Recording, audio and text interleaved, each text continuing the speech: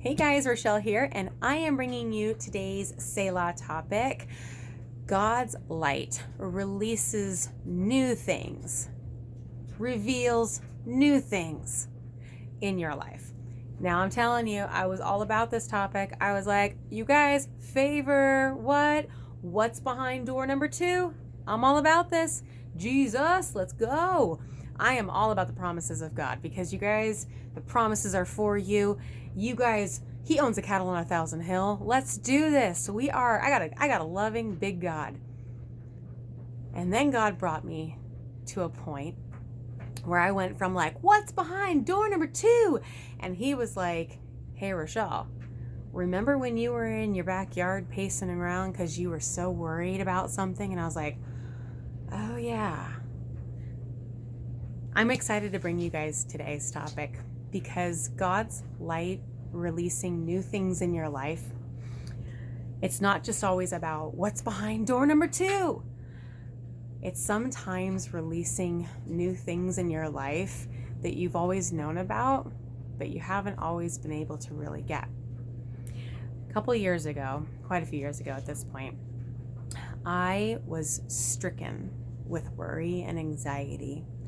And I found myself pacing in my thoughts, physically pacing outside. I was a ball of worry, overwhelmed by situations, by motherhood, by life. And there became a point where I called out to God and I was just like, Lord, bring peace to this storm. And I continually called upon him.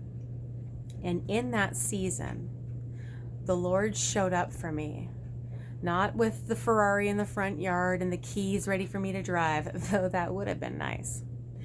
But the Lord showed up for me in a different way that I didn't know I needed until I was able to experience it. So the verse that I have for you guys today is one that you know, and non-Christians know this verse. It's written on coffee mugs. I mean, this verse is well known. But what he gave to me in that season is what I hope the Lord starts to impart to you guys today in seasons that you're walking in the little situations that you're worried about, the little situations that they're bugging you. It's one of those things that you've invited the Lord into that problem. You've invited him into it. But check out what he has in exchange for when you invite him in. Galatians 5:22. Now don't check out on me. I know you guys know this. But really listen and think about these things being imparted into that situation. But the fruit of the Spirit, his Spirit, is love, joy, peace, patience, kindness, goodness, faithfulness, gentleness, and self-control. I thought about that season that I was in. And when you're in those seasons and it just seems like your head's underwater, and it could be the simplest thing, but they're the things that keep you up at night. When you invite the Lord into those situations, the things that you really want isn't the new Ferrari sitting in the front yard, though that would be amazing. The things you want are peace. The things you want in that moment are to enjoy. They're to have self-control and hold back the tongue, right? Like you have these moments where it's in those seasons that the truth, like the gift that would just be amazing. It's peace and patience. The ability to endure the season with joy. And I just want to encourage you guys. I walked through a really tough season.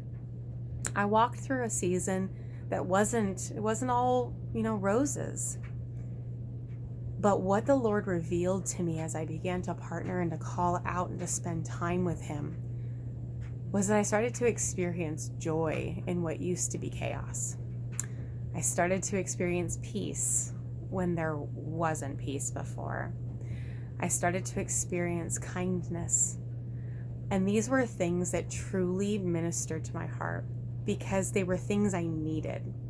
God revealed new things in me that I didn't know I needed until he was able to pour himself out.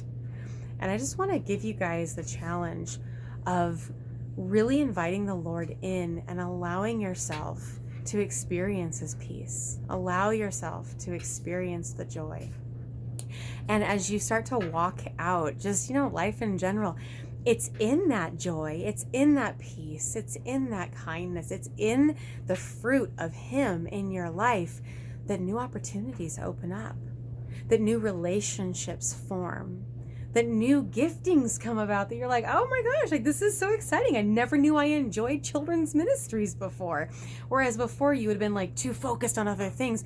You didn't realize there are so many ways that he pours out his fruit onto your life that you may live life abundantly, because that's his promise for you.